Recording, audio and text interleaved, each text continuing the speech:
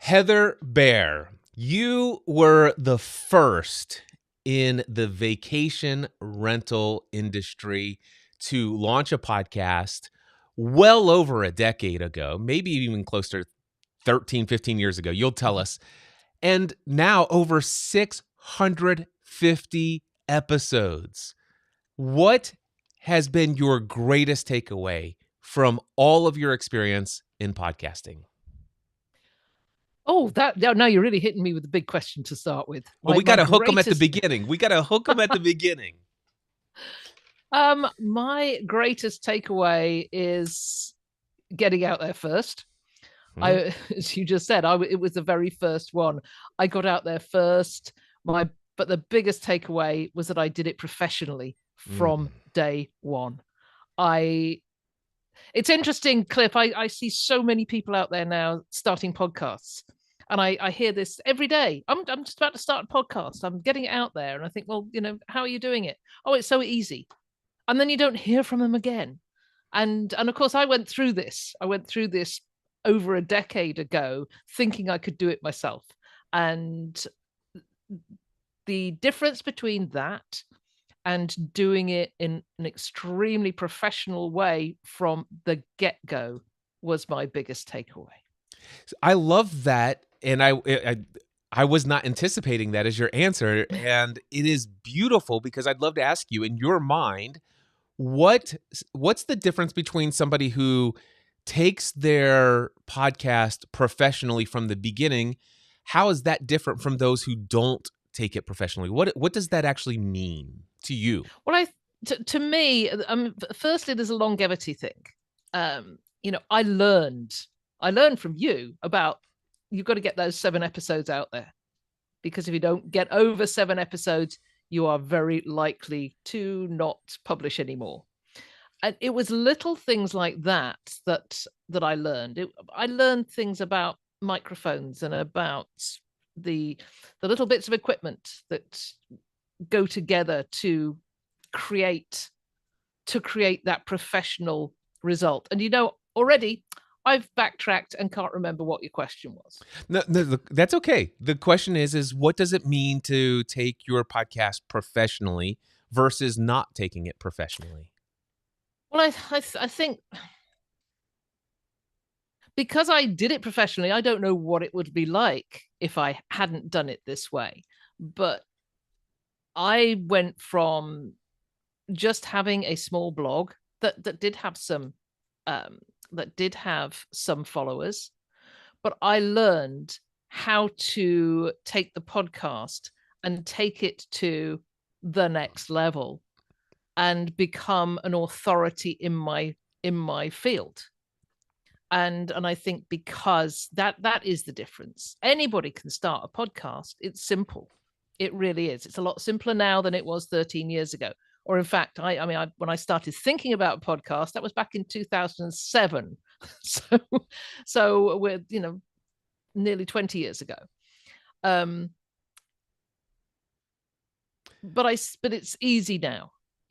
You just connect everything up and off you go and run with it. The difference between doing that and doing it professionally is that you're doing it for your audience. You learn to understand what your audience wants, how to deliver it, and how to deliver it in a professional way. And it could be something simple like just taking the time to set up the microphone, a proper microphone, not just speaking into a laptop or speaking into a phone, and there again, that's, it is the difference in understanding how audio actually works and how it works in people's ears as well. There are 3 things that I heard you say. Well, 2 things I heard you say, and 1 I heard through what you said. So I'd like to reflect these 3 things back. Number 1, you mentioned that you took the time to learn and educate yourself on how to create a valuable, high quality production value, high audio quality podcast that's easy on the ears to listen to.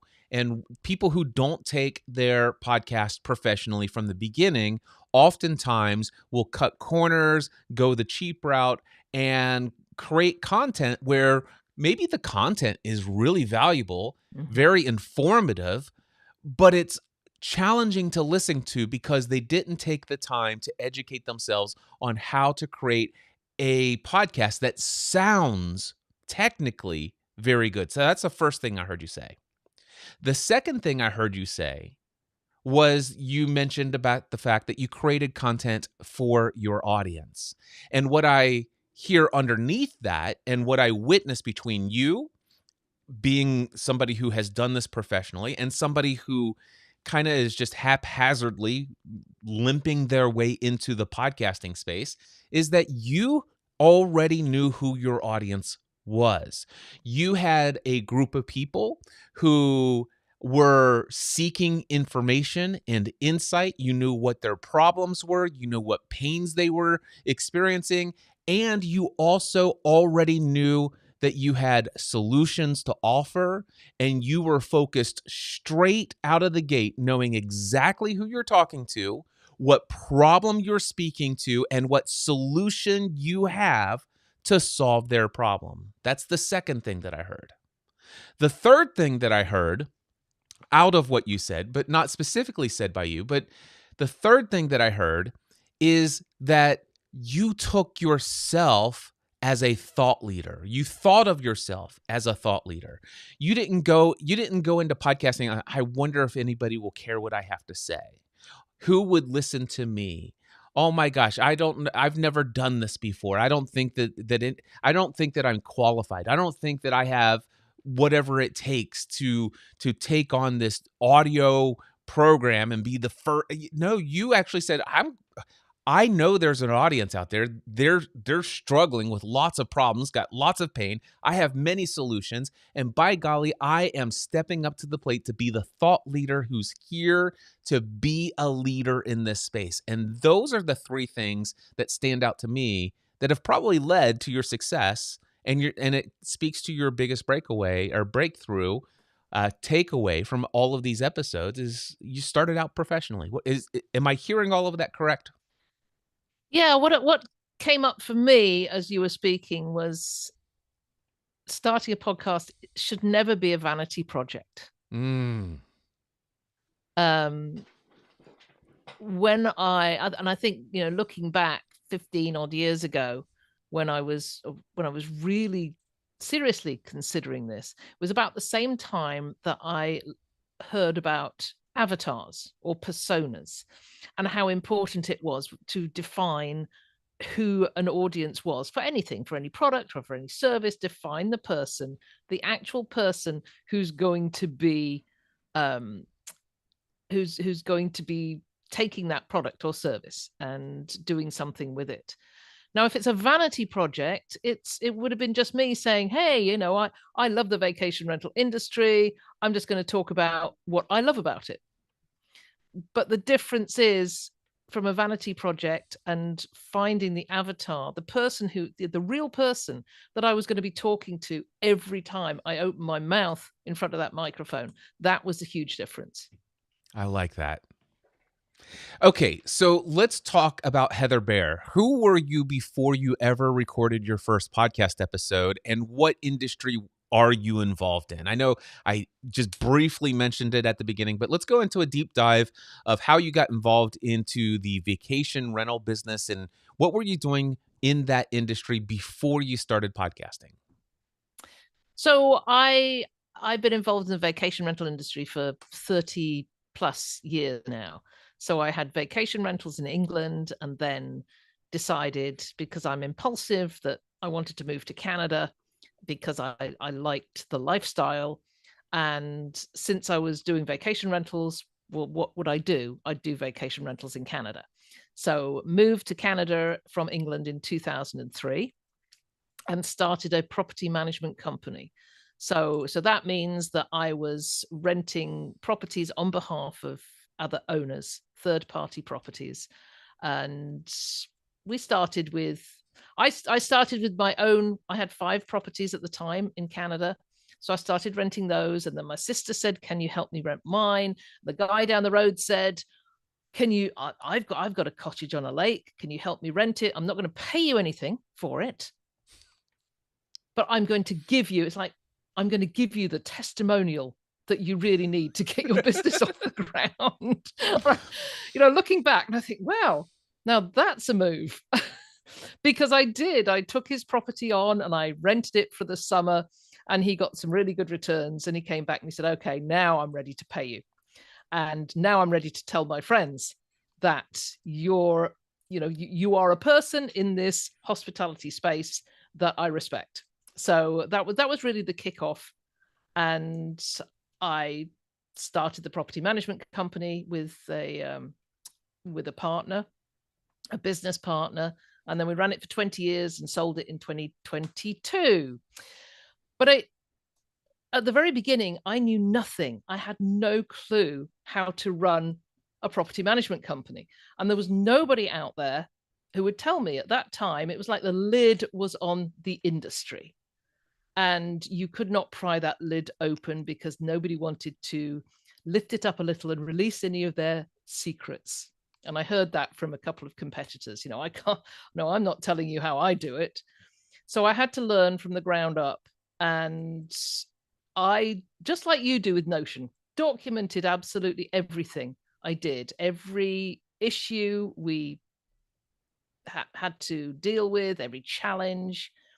And from that, I think it was 2005, I started to blog and subsequently wrote a book called Renting for Profit. And then it was published by a publishing house, and it was called Renting Your Recreational Property for Profit. And I continued to blog and began to get a following. And it was 2007 when I first heard about podcasting. And I must have heard it from, do you remember Copyblogger? I do. Darren Prowse? Darren Rouse. Darren Rouse. Oh gosh. Happy memory. So I followed Copyblogger and all sorts of other people, Pat Flynn at the time, who I know is a dear friend of yours. And I thought there had to be something else as well. And then podcasting came along. So I went out and I bought all this equipment. Mm-hmm. And I'm not sure if I came across you at that time, because somebody must have been out there saying you need to go out and buy all this equipment. So I bought the microphone, I bought a mixer, I bought something called a gate limiter that I had absolutely no idea what it was. And I had all that equipment in front of me. It all got delivered and I was so excited, and I opened it and I had no clue how to put it all together. There were wires coming out of everything and not connecting. Well, I couldn't figure it out. So long story short, all that equipment got put away, got put in a shelf, and went dusty for the next 6 years. Wow. Sad, isn't it? 6 years. That, by the way, that's not unheard of. I have heard your story, obviously, multiple times over the years, but I know of at least 5 or 6 or 7 other people who have gone more than 5 years after having invested, in some cases, thousands of dollars in equipment that sat in boxes never used until they first launched their podcast. One person, 15 years. Thankfully, though, I heard the story of that individual right as he reached out to me and said, Cliff, okay, after 15 years, I'm pulling this out of my attic. I'm ready to hook all this up. Can I still go through podcasting A to Z archives? And I'm like, well, that particular session is no longer live online, but here's the most recent session that I did. I'm going to grant you access to all the tutorials. And 6 weeks later, all on his own, he had his podcast, but it was 15 years. Well, it was, for me, it was 2007 to 2013. And it was 2013 when I came across podcasting A to Z, and I started listening to your podcast, and I thought, this is time I need to invest in myself. I need to get because I always wanted to do it right. Always wanted to create a professional sound. And so I didn't want to do it half-heartedly. And the investment at the time was big. Yep. to join the course. But 6 weeks later, I launched vacation rental success. And here we are at 650 plus episodes later, and 1.7 million downloads now. That's incredible.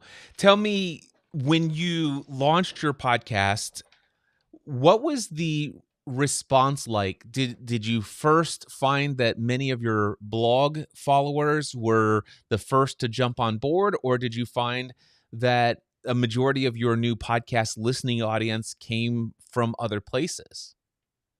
Well, I think I started with the blog audience. You know, you guys are out there absorbing my content every week, every blog post, and you're commenting on it. And that was the thing. I was getting comments on my blog posts. So I could go back and say, look, this is what I'm doing now.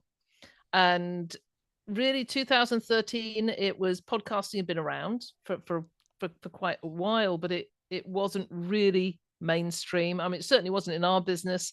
I was the first one. There was another podcast launched about 3 months after mine, which is still going today as well. That's awesome. Yes, and so those are the two longest running. But I was able to get out to. I had quite a large audience, and once I got out to them and talked to them, they started listening. They started to talk about it on social media, which was just beginning to blow up then at the time. And yeah, that rest is history, really. Did you commit to a weekly schedule right out of the gate? Absolutely. Yes. I think I recorded. No, having said that, you know, Cliff, I think maybe I did record those first 7 episodes in 2013, and then it was a bit sporadic. But it was January 2014. I then made that commitment every week, every single Wednesday, and I have not missed a single Wednesday since January of 2014. Do you remember ever tracking what your results were as far as number of downloads per episode before you made that decision to go every single week versus what happened, let's just say 3 to 6 months later? I don't think I did. Okay. I don't think I you know, going back, I wasn't great at tracking. Yeah, and metrics. you know, and it's not that essential for a lot of people. My own observation, though, is that once you make that commitment to showing up consistently, and even if you communicate it, it's like, listen, every Wednesday you're getting a new episode. Once you start communicating that and people come to reliably, the experience that I've seen over and over again with my own content, the content of other people that I know who have created shows, but also me as a podcast consumer, when I know that a show that I enjoy listening to is going to be coming out on the same day every single week, there are certain parts of my life, like routines or habits that are a part of my life, that I just know that, for example, my friend Father Roderick's going to join me as I'm having lunch on Wednesday afternoon. And I know that Leo Laporte is going to be with me for the next 3 days with Mac Break Weekly as I brush my teeth and or, you know, go for a walk or whatever. Because his show's like 2.5 hours. I have to listen to him in bits and pieces. But I know where he fits into my regular lifestyle.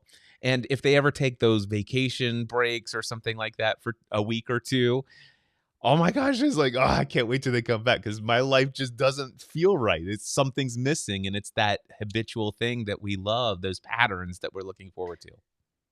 Yeah, there's a podcast I listen to called Everyday AI, and a guy called Jordan Wilson, and he broadcasts every single day for about 45 minutes, sometimes 30 minutes, sometimes up to an hour, but every day is something different. So I know that Wednesdays is practical applications of AI.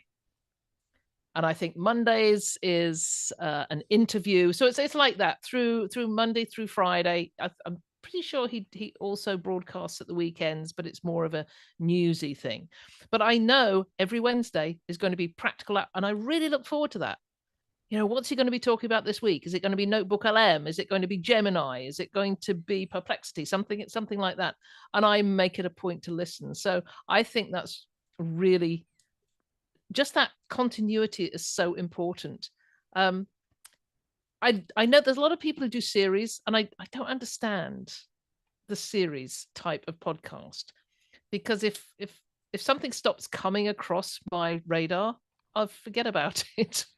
Absolutely. And I have suffered from that myself as a content producer, as a creator. I have had a number of times where, for example, back in the day when I started out Podcast Answer Man, I was once a week, every week, no more, no less. And every Friday I was there without fail. And I did that for countless years until I finally said, you know what? I think I'm going to take this to just a once a month.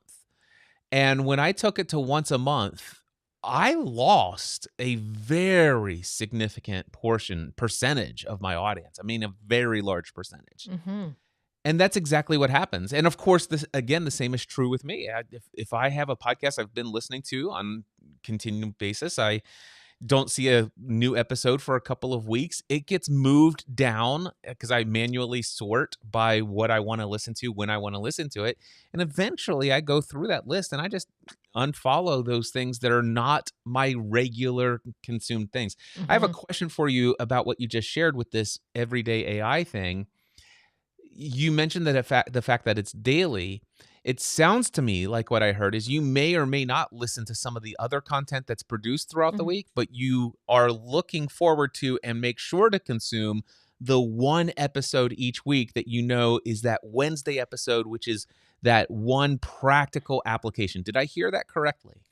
Yeah, exactly. And I think it goes to something that I figured out several years ago. You know, when I started podcasting, people would listen to me because it was me podcasting.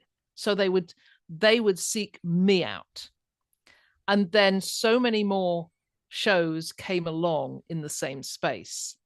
And just hundreds of them, in fact, now in our space, is that people are now looking for the topic, not the personality. Certainly that's the way I see it. So it's like I don't go looking for anything that Jordan Wilson is doing with everyday AI. I am looking for the particular topic that he's doing that's going to interest me. That made quite the difference in how we did our promotions and marketing over the years. And I see it today. It's so much more topic related than it is personality related. It was personality way back 10 years ago. It was the When, person who was delivering rather than the topic that they were talking about. yeah. When you launched your first podcast, was it, by the way, was it Vacation Rental Success right from the beginning? Has that always been the brand Yep. name of the podcast? Oh, same brand name, same logo, Yep. not So not not same music, but when you launched the podcast, what was the format of the first few episodes? And by format, I'm talking about, was it solo hosted, interviews, panel discussion, or any other format? yeah, the first couple were solo, and then I very quickly got into interviews. And that was from feedback. That was feedback from the audience who was saying, are you going to interview anybody? You know so many people. And that's when the thought leadership really started, because I got this connection with people that were really influential in the industry. And that has stayed with me. Over time. I still do solo podcasts, but they're fairly infrequent. Usually if I've cut it short on time, and I haven't been able, because I'm very much just in time recording. Mm-hmm. I get a thing in my head that says, this is the person I need to interview, or I read a LinkedIn post or something. I need to interview this person. I'm going to do this one for next week. And then they cancel out at the last minute. So I'll end up doing solo. So it was solo to start with. Then it went into mostly interviews. One of the But things, I've got to tell you one that I did, Cliff, early on, when I did an interview with another influencer in the industry, and we talked about Airbnb, and it had just been launched, and we both of us said, this is not going to take root. We don't have to be bothered about this little company called Airbnb. yeah. That just struck me because that was one of my first interviews. That's hilarious. I love that. Well, you mentioned that when you started to interview people, your observation is that that's when the thought leadership really took off for you. Would you say that's contributed to the idea of what we call credibility by association? The fact that somebody else who is already well known, who's already respected, like they are the top of the top in the industry. People are like, "Oh God, I can't believe you got a chance to talk to that person.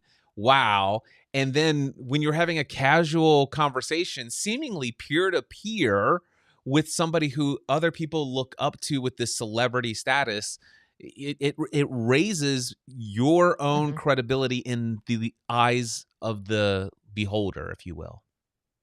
Oh, yeah, totally agree with that. And over the years, when I've gone to conferences and people have said, "Oh, I remember your interview with this person or that person, and this person's been on your show 6 or 7 times." I follow them religiously.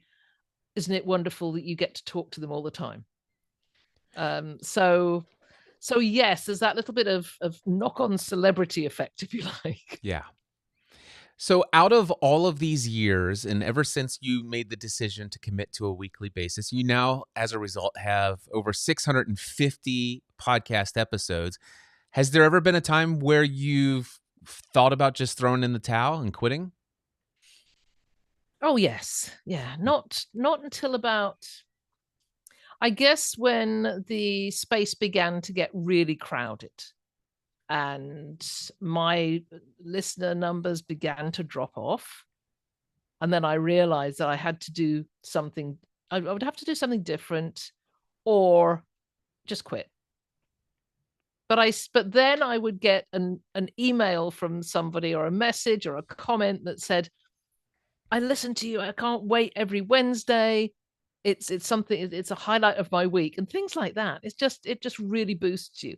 I had one just recently. Every January the 1st, I do a special episode, and I have, for the first, I think, 10 years or so, it was one industry leader, and he's now out of the business. So 2 years ago, I asked another person in the industry who is incredibly well known, if he would join me on the January 1st podcast, and he agreed.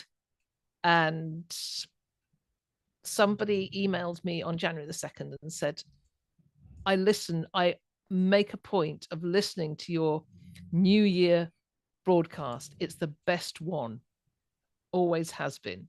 And it was just, maybe I'm down to half a dozen listeners, but they're letting me know. So, there's something incredibly important in what you just said. And I want to speak to those of us who are content creators, but also anybody who is not even a content creator. I think it's important for all of us. If we are enjoying the content that we are receiving from somebody who is consistently showing up for us, never underestimate the value of you personally reaching out Mm. and letting the person know how much you appreciate the work, the time, the effort, and energy to produce that show for you. It is the lifeblood of a content creator. And just imagine how many podcasts have been saved from pod fading because one person out of a few Mhm. hundred or a few thousand even decided to take a moment to write an email. Oh my goodness, yes. Um, those people who've reached out to me, and I say at the end of it, every one of my episodes, I say, "Please reach out." I respond to every single message that I get. Reach out to me. For those people who have reached out to me over the years, I am still connected to them. I still remember their names. It's because, so few people actually do it. When they do, that connection is made. And I do it myself. It does not matter how important somebody is or how much of a following they have. As you say, never forget the impact that you can have with a simple message that appreciates what they do. because it's tough, isn't it? You sit there, you've got your microphone, there's nobody there, you have no clue who's out there listening. Maybe it's nobody. So to get that response, to get that feedback is just so important. I think that's a great message. It is a great message. And here's what I notice. I mean, obviously, you have not been one who obsesses over your download numbers or anything like that. But over the years, I'm sure you've taken a look. I mean, you just mentioned just casually that, it's like when all of these other podcasts in the industry showed up in my space, my download numbers had reduced. So you are aware of download numbers. You know that at one point it used to be much higher downloads per episode than maybe what's currently being downloaded. I doubt seriously that you're getting, a half a dozen listens per an episode, but I get what you're saying for effect. But here's a couple of things that come to my mind. And it really depends on who you are, why you're creating content, and how big of an audience you need to have a good return on investment, even from a financial business side of things. It's very easy, and I see this a lot with some content creators. It's like, man, back in the day, I remember I used to get like 6,000 downloads per episode. And ever since TikTok and ever since Clubhouse and the pandemic and ever since YouTube now and all this other stuff, I'm down to, you know what? I'm lucky if I get 700 or 800 downloads per episode. And I think I'm about ready to throw in the towel. It's been like this for a long time. It's just like nobody's listening to me anymore. And I'm sitting here thinking, what? Now, Heather, you and I both have the experience of standing on stages doing public speaking at significant conferences. Imagine 700 people right there in front of you while you're standing on a stage. That's a pretty electrifying energy in the room. Wouldn't you agree? Absolutely. And when you put it that way, it makes it so much more significant. 700 or 800 in an audience would be fantastic. And And if we can take you there, then what I'm like, well, gosh, Cliff, that's great. But back in the highest of the highs, I was having about 700 to 800 downloads per episode. I'm lucky if I can get 150 to download each episode now. And I'm still like, wait a second. If I wanted to host a little mini conference or a workshop, and I've got room, technically I've got room for tables for everyone for about 80 people, but 150 people showed up. And so the last few lines of tables had to be taken out and individual chairs, and people are taking notes in their laps. 150 people in the room. That's major. And here's the thing. It's not just a workshop or an event that you're speaking at once a month or once a quarter or once a year. That's 150 people sitting down in your virtual workshop with every episode you publish. And what if out of that 150 people, 5 of them become your next paid client within the next 6 months? It's where I've got all my clients. Talk about that.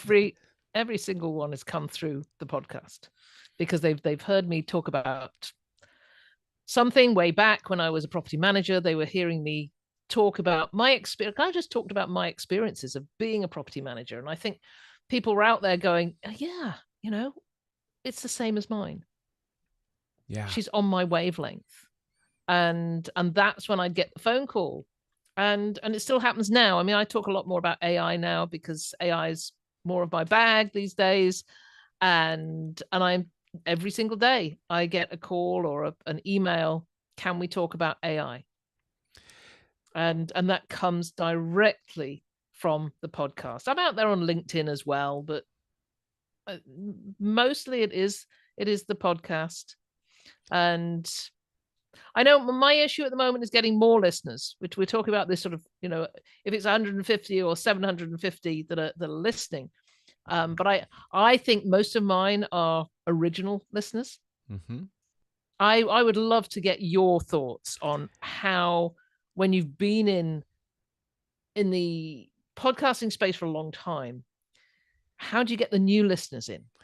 I happen to have an episode for that. It's episode 475 of Podcast Answer Man. In it, I basically take an approach where I talk about Stephen Bartlett from Diary of a CEO. Love him. And Absolutely love him. he did a podcast where he's like, listen, guys, I'm going to share with you that I'm going to make $1.2 million from this podcast this year. And many people will tell you that podcasting is a labor of love and you can't make money. But I'm going to tell you right now, I'm going to make this podcast is going to make millions this year. And I'm going to share with you exactly how I got started, what it took, the decisions that I made, and how I got to the place where I'm making millions of dollars a year, and how anyone else can do it too by following these 6 or 7 simple tips. And then, of course, my podcast episode is calling baloney on that. I'm sorry, that's just not accurate. There's nothing he said that was deceiving. It's just he missed a lot of the nuance and the context of what's available to a Stephen Bartlett in the world that's not available to you and I. So in that episode, I share some of the advice he got absolutely right, and then the ones where I think, well, if you also had become a millionaire by the age of 25 and the entire world's already got your name and you got hundreds of thousands of people who are following you on social media, yeah, you could probably do what he did. If that's not the case, here are, and I think I gave 11 strategies on how to get your podcast in front of new audiences. And so I would encourage you, Heather, and anyone else, by the way, go to podcastanswerman.com/475. Written down. Sweet. I love it. Okay. So the next, going back to this getting clients, have you ever had somebody who became a client who said to you, you know what, I think I first started listening to your podcast and then it's X number of years ago, and it's like more than 5 or 6 or 7 years ago, and you haven't ever heard of them until about a couple of weeks ago? Has that ever happened to you? Oh, yes. And I find that fascinating. I have a client currently. I have a client currently that came on as a consultancy client last summer. And yes, I met her at a conference, and she said, I've been listening to you for years. It blows my mind the number of times where, again, somebody like that, they become a client, and it's a high paid client. It's a very profitable relationship. And I'll ask, it's like, hey, how did you and I first get connected? Oh, well, Cliff, what you don't know, I've been listening to you. I think it was about, I know it was July 2007. I heard so-and-so mention your podcast, and then I started, and I've listened to you ever since. And of course, after I get off this conversation, right, after I get out of this, I go and I look. That person's never left me a comment on anything. That person's never written me an email, ever. And guess what? That person, from 2007 to, at this point, 2025, has listened to everything I produced. This person was one of those downloads for every one of those episodes. And this is what I'm saying. It's like, man, just don't give up. You have no idea. Yeah. Sometimes I joke that if I could choose 3 people to listen to my podcast every single week, and I knew that nobody else was ever going to listen to those episodes, I would still produce it for those 3 people. Because those 3 people are the ones who are consistently talking about me and how what I've said influenced them. And they're always referring, you got to go check out Cliff Raymond. You just go sign up for his course. And I would say thousands of clients came from 3 different people who routinely every week listen to the podcast. So there's so much power in that. I still have listeners who have been with me for the full 11 years. Yeah. And people say, I remember I went back and listened to an early podcast the other day. So don't do that. Don't go back and listen to anything between 1 and 20, please, particularly the one about Airbnb. That's great. I love it. So, Heather, have you done anything with video over the years? No. Okay. Every year I get to the new year, and it's this year is a year of video. So I'm telling you now, Cliff, this year, 2026, is the year of video. I know it's really, really important. And I mean, we have a YouTube channel. It hasn't got video on it. What's that about? It's got my podcast. There are some that we've been able to get up with video, but it is part of my goals for this quarter that I will be putting out video, because it's just so important. And that is the way, I believe, to get that better visibility. And it is visibility, it's video, isn't it? Yeah. I think that in even here in 2026, so if you were to look at the last 10, 15 podcast episodes I've produced over the last couple of weeks, 0 of them have any video content online to represent when I recorded it. The exception to that would be this right here. You and I are doing this, but this technically speaking is a video first, and intentionally it is meant to have the benefits not just of a video piece of content, but a live stream piece of content. The strategy here is that you and I are having this conversation, but right now this conversation is being live streamed to LinkedIn, to YouTube, to Facebook, and the X platform. And I'm connected to a lot of people on all of those platforms who don't listen to any podcast I ever produce. And so as they're taking their lunch break, or they're just taking a minute away from their repetitive tasks, they're scrolling their feed, and lo and behold, they see you and I here having a chat, and they stop by for a little bit. And that being top of mind does give you the visibility. And then now this particular conversation, I plan to put this down into a podcast that is called the What Are You Creating podcast. And What Are You Creating podcast is my only podcast that I have that is devoted to interviewing others. Whereas the Cliff Ravenscraft Show and the Podcast Answer Man, for me, those are solo hosted podcast episodes. And the last several of those episodes have had no video component at all, but there is some value in having a video component for discoverability and feeding algorithms such as YouTube and TikTok and the Reels and all that other stuff. And what I've chosen to do so far is I've taken some what they call pull quotes, or those really insightful moments, and I have taken the time to go in and teach myself how to create faceless videos, which has B-roll footage that pretty much is spot on to this content.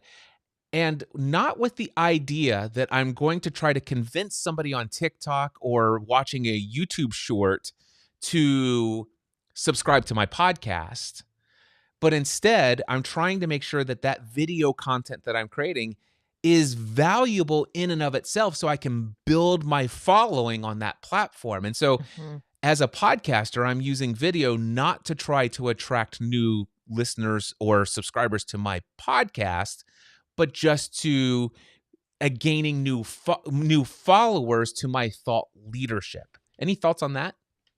Well, it's all about repurposing, isn't it? You've got that material, you've got this great content, this great material, and there are just so many opportunities to repurpose it. Yeah. And meet those people where they are, not where you'd like them to be. Yeah. And the other thing is there's that repurposing aspect. And one of the other things that I plan to do more of, and it's something that I've been very successful in the past, and that is this. Video, not only video first, so this is video first content. This is first for video, live stream. So I have another strategy that I employ, and it's called video only content, which means now you can have a video podcast, but I don't have video podcasts personally. But video only content for me means that I'm going to create a video where I'm going to, let's just say, demonstrate step by step how to set up something Mhm. like a piece of equipment, such as a Rodecaster Pro or a Zoom P4 Next, or I'm going to do a video that gives side by side comparisons of different microphones that are less than hundreds and hundreds of dollars, and so you can actually see what they look like on video and hear the audio quality. Now, that's going to be a video only piece of content. And what that will do is that it's not going to translate well to audio, because I'm going to speak about how does Yeah. this video, how does this microphone look on camera? And so that doesn't make sense for me to talk about that, but I'm going to create that content there. And YouTube, knowing that that content was created for that purpose, people are looking for that content. That's the stuff that's really going to take off. And so I think the biggest thing that could really take off is content that is actually created for the platforms for which you're putting it on there. So that's another strategy that I'm going to employ moving forward, even with greater intentionality. Well, having just purchased the PodTrack P4 Next and a new microphone, now I'm down here in Alabama, and then spent 3 days trying to get it all wired together. And I kept going back to 2014 and podcasting A to Z when I sent a plea and I said, how do I put this thing together? Which is, as you recall, that was a problem in 2007 as well. You sent me this wiring diagram. And I can now see, as you were just talking, I'm seeing this video of Cliff just demonstrating how all this plugs together. And I would have been on that immediately. I did go, of course, I went to YouTube. Mm-hmm. Who's out there talking about P4 Next? Yes, they are. The Zoom is talking about P4 Next. And who's talking about my new microphone? And somebody was out there doing that too. But I want the integration. How does one plug into another? The problem I had last week, Cliff, when I was trying to get this all set up, was that I had my headphones plugged into the microphone. Yep, that'll do it. Yeah, That'll do it. That's what screwed it up. But nobody was out there telling me, because I was looking at these independent. So yes, the moment you start putting out those videos, I'm going to be watching them. I love it. Well, Heather, thank you so much for sharing your journey. 650 plus episodes, so many years of creating valuable content in an audio podcast. Is there anything else that you would want to say to somebody out there who is thinking about getting started in podcasting today, and they're maybe not going to have the same privilege or honor of being the first in the industry? What would you say to that person? Yeah, because that's tough. It is tough when you're not the first. So you've got to, what is your hook?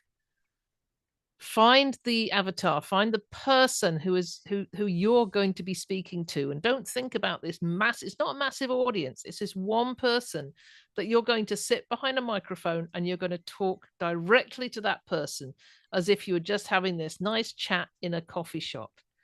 If you've got expertise, what is it that they want from you? And I think if you start from that, then that's going to make the process a whole lot easier, because you've got information, you've got knowledge, you've got expertise. Make sure that you're wrapping it up in the package that is going to be attractive and appealing to the person you want to listen, who you want to listen to it. So that was clumsy. That's all right. We got it. That's great You got advice. it right. Absolutely. Heather, where do you want to send people to who are interested in the world that you live in, and what do you want to promote to them? Well, as I said, I am moving into AI in a big way. A lot of, I say 90% of the work that I do now is in AI, not necessarily just in the vacation rental space.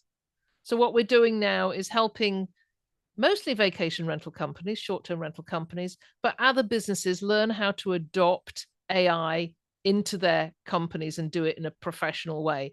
So I'm not about, how to create an AI agent or an assistant, but how to build the foundation within the company so that everybody is doing the same thing, using the same platforms, understanding the impact of AI within a small business. So that's what, you know, the trajectory of my work is mainly focused on at the moment.